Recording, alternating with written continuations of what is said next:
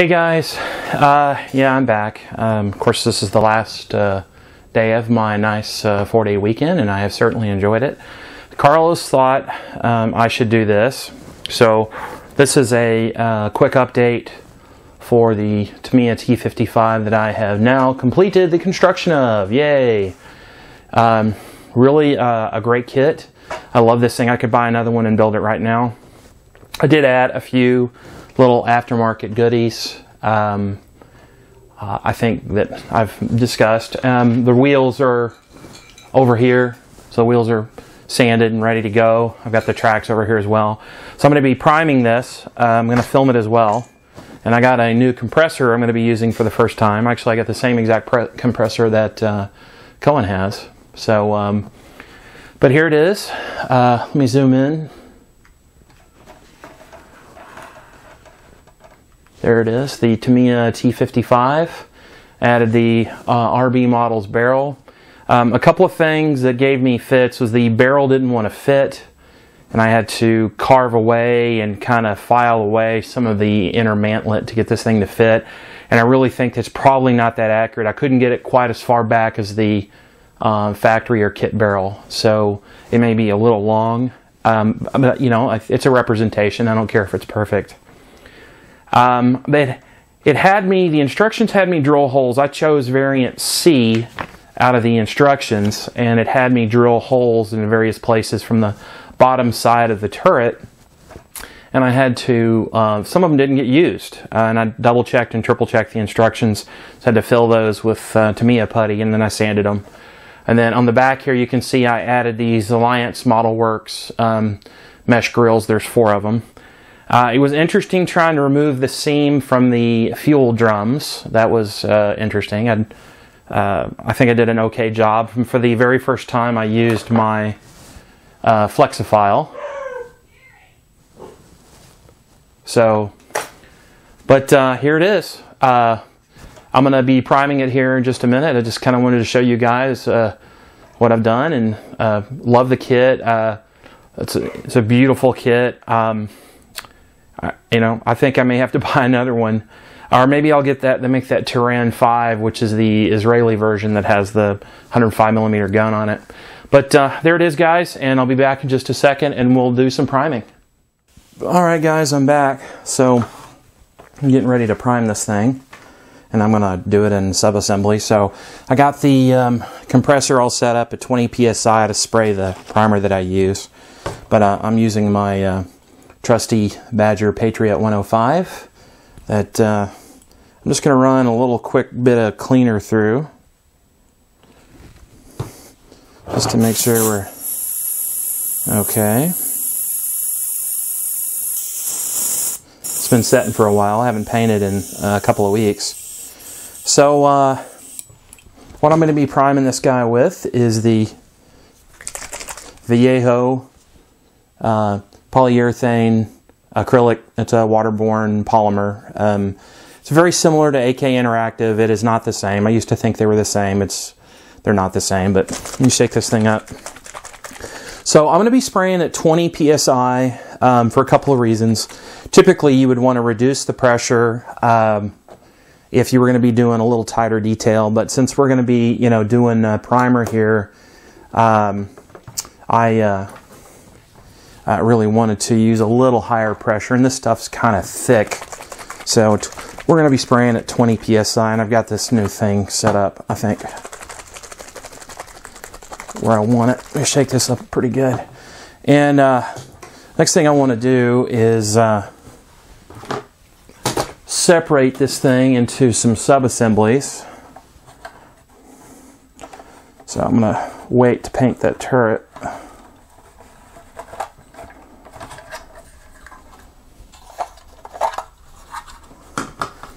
Painting the upper hull first.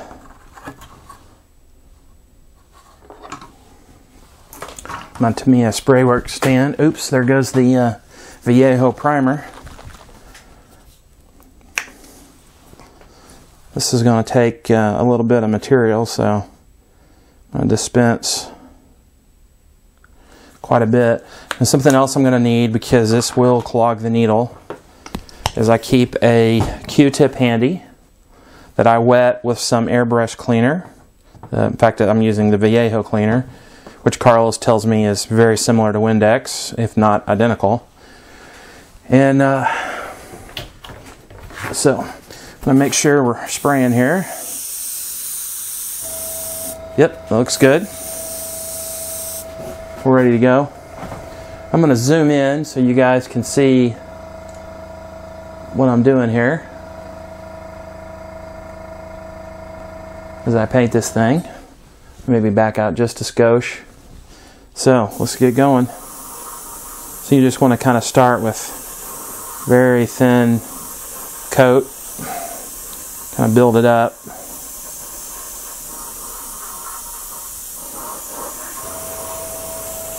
That compressor is very quiet. There's a little bit of a story behind that compressor. I came home from work one day and my wife was sitting there waiting for me, and she said, "I have something for you." I said, "Well, what's that, sweetie?" She handed me a $50 Amazon gift card. But this compressor came from TCP Global. This is the same compressor that Cohen has. It's a Master brand, although mine doesn't say Master on it. That's their house brand, and they're, you know, very Chinese as lo mein. I don't have anything against that. I wanted a compressor with a tank. Now I have a Iwata Smart Jet, and it's a great compressor, but it runs all the frickin' time. It never shuts off, and it's kind of annoying. And of course, you know, one that runs like that continuously is going to shorten the lifespan of the compressor. So you guys see what I'm doing here? I'm just kind of slowly, you know, building up the color when I do really light coats to build up this primer. This is a really nice product, one of my favorite things to use. So it kind of some of the undercarriage there. And this, by the way, this primer is very forgiving. If you were to get distracted and you left it going in one spot, it still dries flat. It's self-leveling. That's one of the things that Carlos and I really like about it.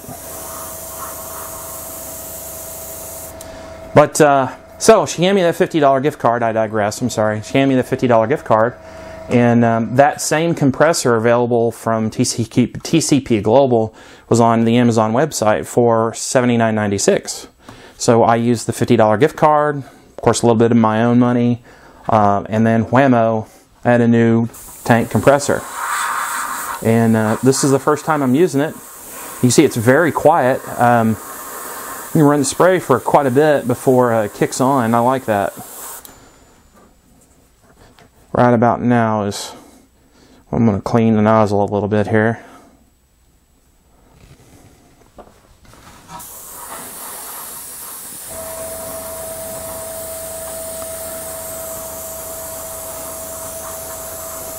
There was an ISM thread the other day about priming. Some guy, I apologize, I don't remember who started it, about to prime or not to prime, what to prime with, and it was a pretty neat discussion. I threw my 2 cents in, and I apologize, guys, I really don't do a whole lot on ISM. Spend most of my time on YouTube with the YouTube guys.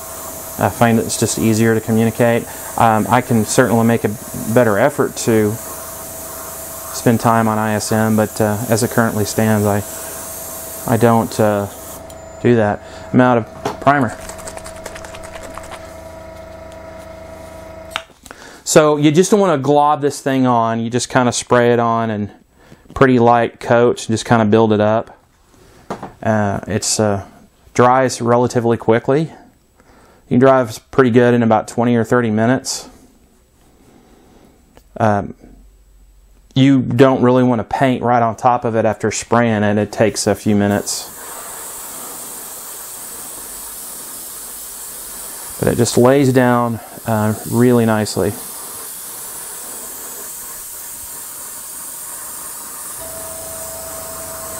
Anyways, so there's something else I wanted to talk to you guys about. I had kind of an idea, and Carlos and I had talked about it briefly. I might have even said something to Cohen about it. I don't remember.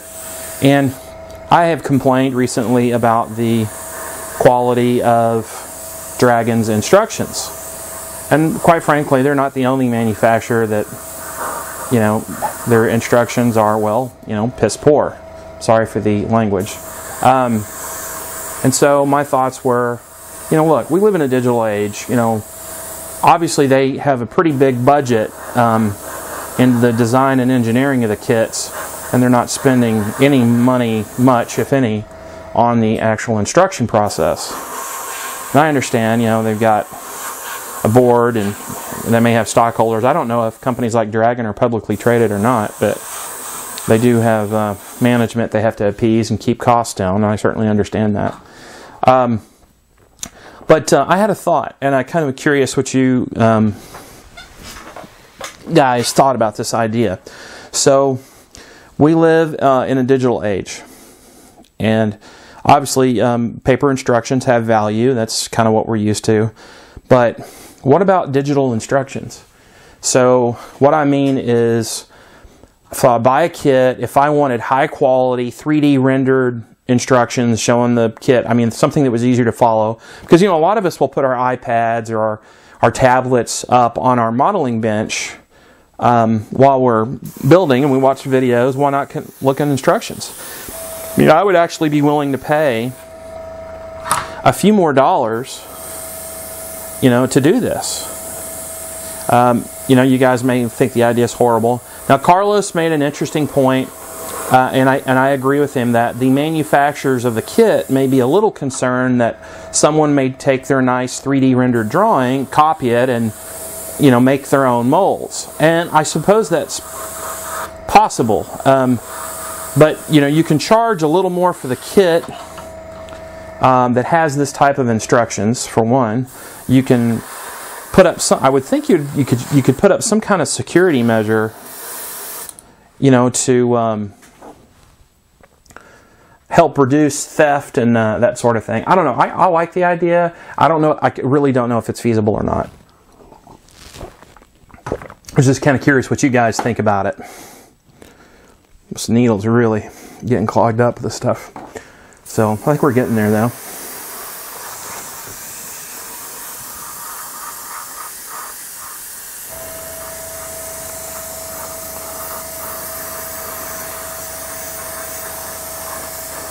And now I've built it up quite a bit.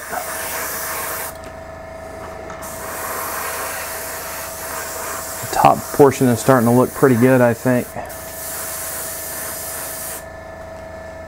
I think I'm going to work on the sides here a bit more.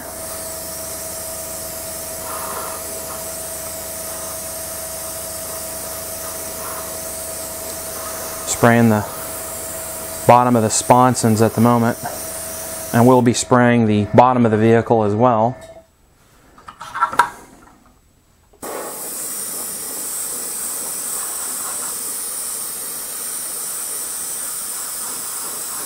PSI seems just about right to spray this primer. I'm going to have to refill the cup here in just a second. Seeing if I'm missing any of the spots. It's a really nice product. It dries pretty quick. And it's a little tacky, so I don't want to get my fingerprints on it. Do this side. So, yep, I'm out of paint again. Put some more primer. I'm going to go ahead and clean that needle off again.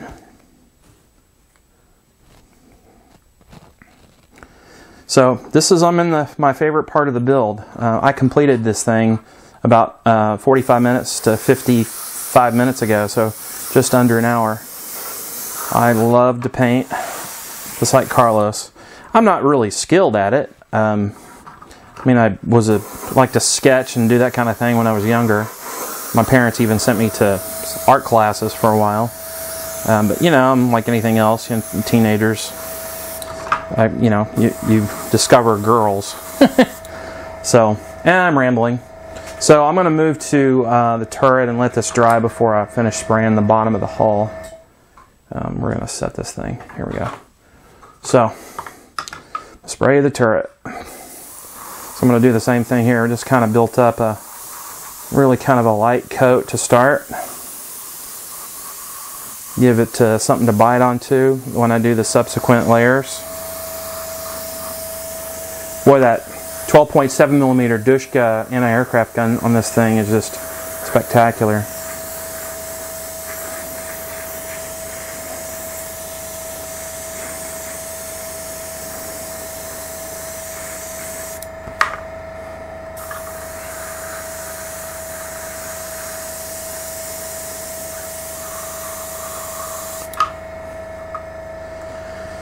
Alright, clean that nozzle again. Boy, this compressor is, I'm really enjoying that.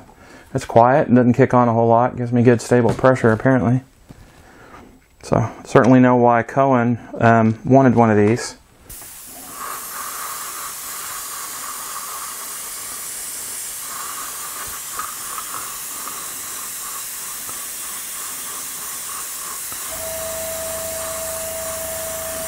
Keep this moving.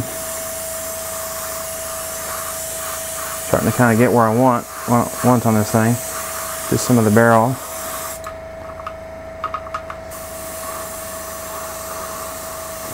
One of the things that was kind of fiddly on this thing is, sorry about that, these little tiny grab handles or hooks on the back of that turret.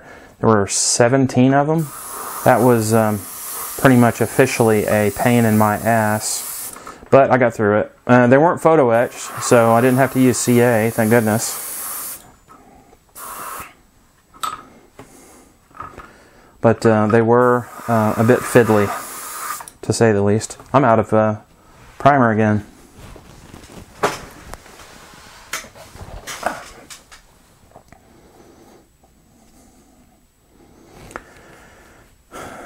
So I'm going to let this dry for a bit. I'm going to bring over my main hull. It's probably dry enough that I can do the bottom of the hull. I need to put in some more color though. Go ahead and mix this back up.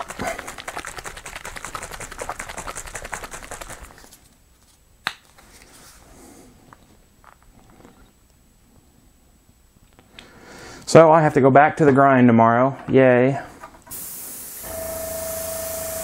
But I will survive. It was nice being off for a while because I put in some major hours over the month of February.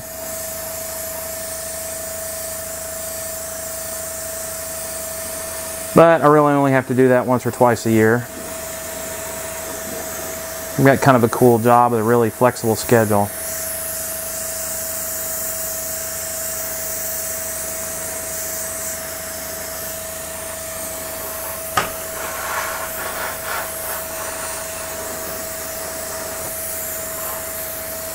This thing takes a lot of color. Oops, what did I do that for? Sometimes I get a case of the dumbass. Anyway, so I was watching videos this morning and I watched Freddie's video on his stash after I did mine. Holy shit, dude. Damn. Like I said in my comment, that's not a stash. That's a freaking plastic museum. You have an amazing collection. You should be proud of that. I mean, you spent years collecting it, and I bet there's a story behind each one of those kits and why you picked it. You may or may not be able to remember it. I don't always remember crap like that, but that was a neat vid. You certainly you got a nice stash, bud. My hat gets tipped to you. So the hull's complete, and I think I may be able to move to doing the rest of the barrel. So I'm going to set my airbrush down. I've got these little clip thingies. That's a technical term too, by the way. I wonder if this will hold this thing so that I can spray the barrel. And the answer to that question is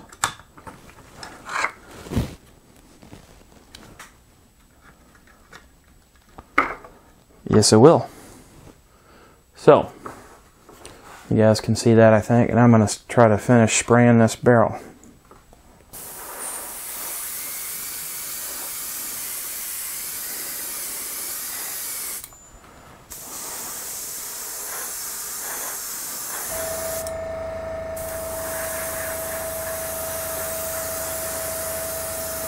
plastic coming through there a little bit.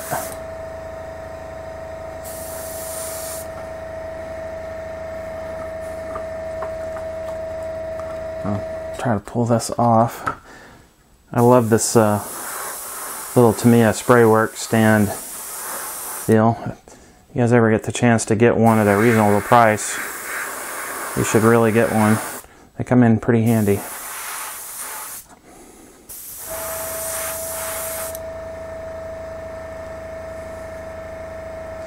Now, I like to use a light color when I prime for a couple of reasons. Number one, it's going to show any mistakes that I made in the construction process, any seams that I missed, or anything that needs to be filled, or some spot that I, should have painted. So what I'm doing now is the last little bit on the turret. I'm sorry I keep coming out of the frame. I apologize for that.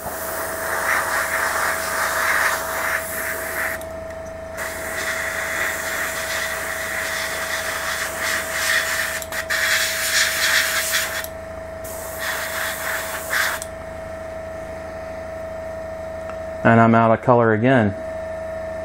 I think I'm really pretty much about done.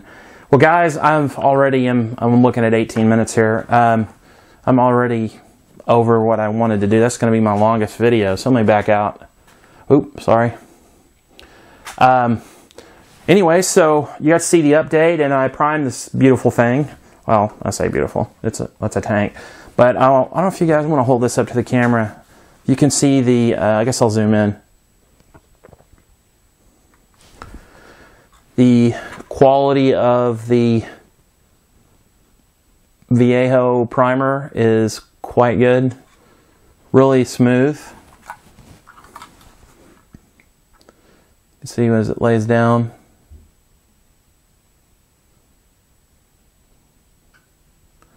Camera's trying to focus, I'll back up a little bit.